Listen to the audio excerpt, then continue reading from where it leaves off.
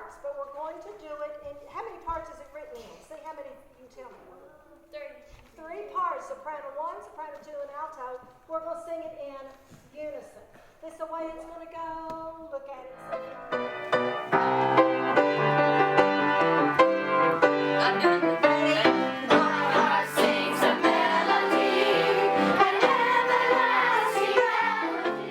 At the Trails and Trilliums Festival in 2014, I had an idea that we should have a wonderful children's choir from all over the mountain, from children all over the Cumberland Plateau. Beautiful. Don't rush it. 2 now.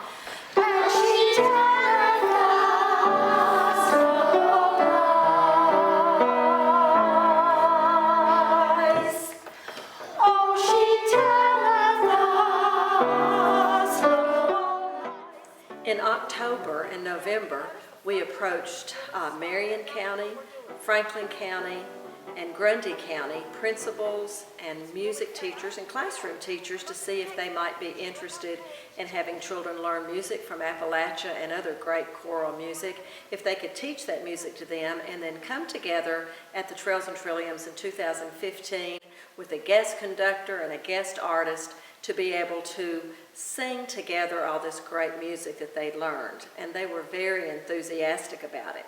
So we proceeded.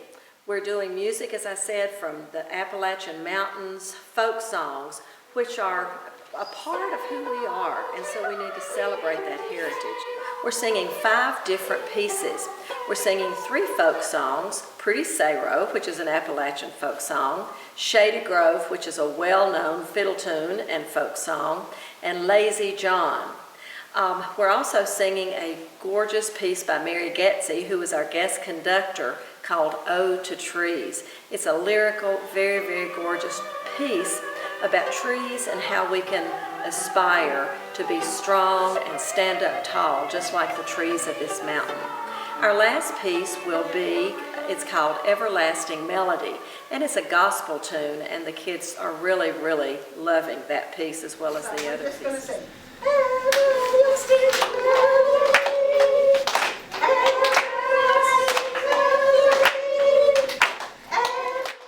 Our students at Swanee and Cowan Elementary met on Wednesday mornings at 8 o'clock, and we had a good time singing together the Appalachian songs.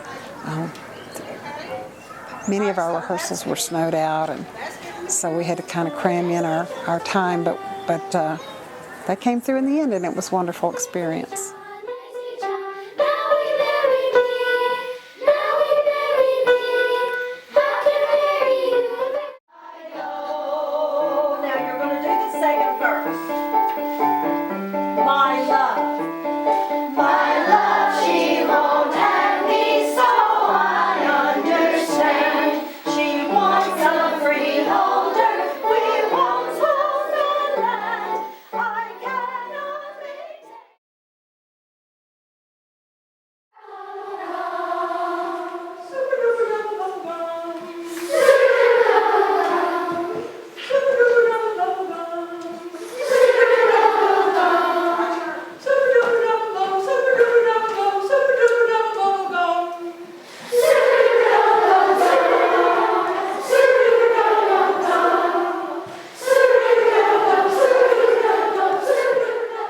Well, I'm very honored to be invited to serve as the clinician for this event. It's beautiful to see these children come from this area and to bring the music of this area to life in them.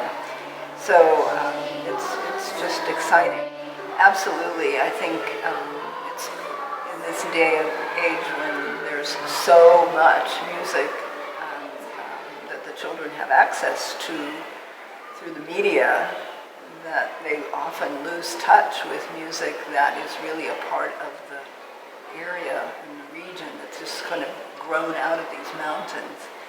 And Carol Ponder is, of course, fabulous at sharing those and telling the stories of her youth and when she learned the songs from her family.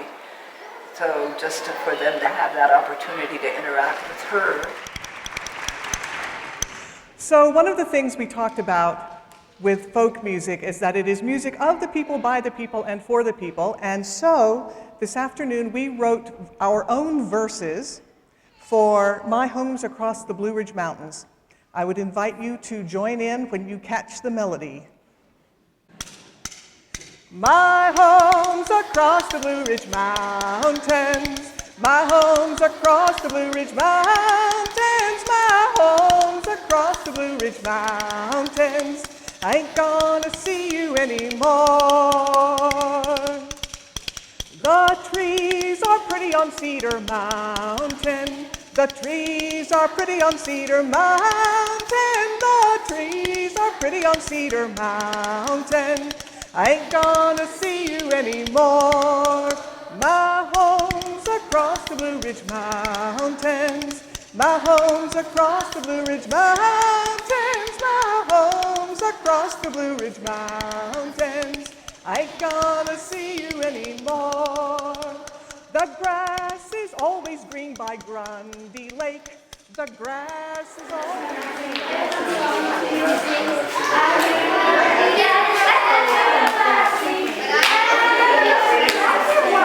by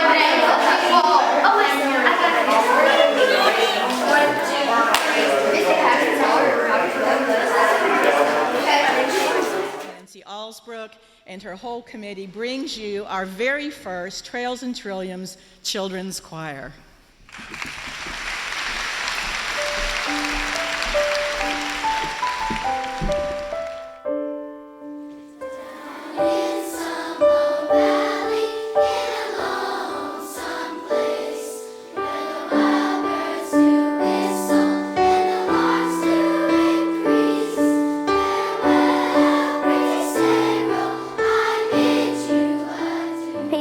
They would sing Dream of Pretty Sarah, and other people would sing something else. And then Swanee people would sing Sarah, won't you come and see me, pretty Sarah, won't you come and see me now?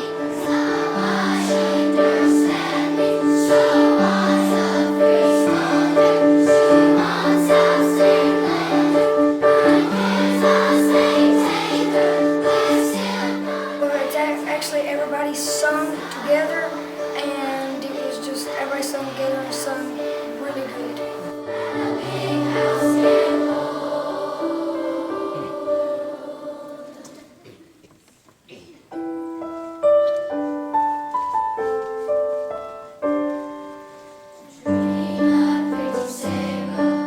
I really like getting to know the other students and how many other students really like singing like I do.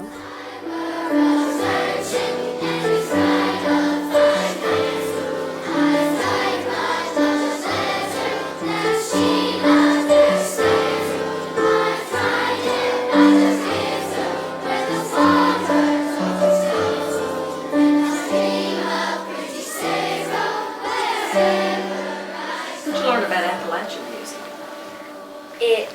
Nobody really knows where it comes from. And then people like pass it down from generation to generation, and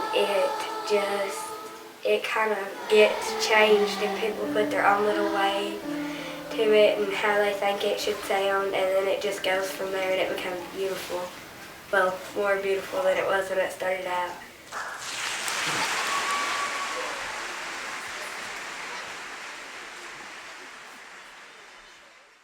When we first talked about doing this choral festival for children, we knew that we needed a good budget to pay for music and clinician and lunches and t-shirts and programs. And who should step up but the South Cumberland Community Fund. They have been so incredibly generous, not only with their enthusiasm, but the funds that are making this project possible. I think that the most important aspect of this venture for the kids were we do not have music here, but we have a lot of talented students who would like to flourish. It allowed those students to express themselves, and I think that was very beneficial and a positive direction for them to actually get to experience it. We simply could not have afforded to do any of it without their help, and so we're so appreciative of that. Thanks so much.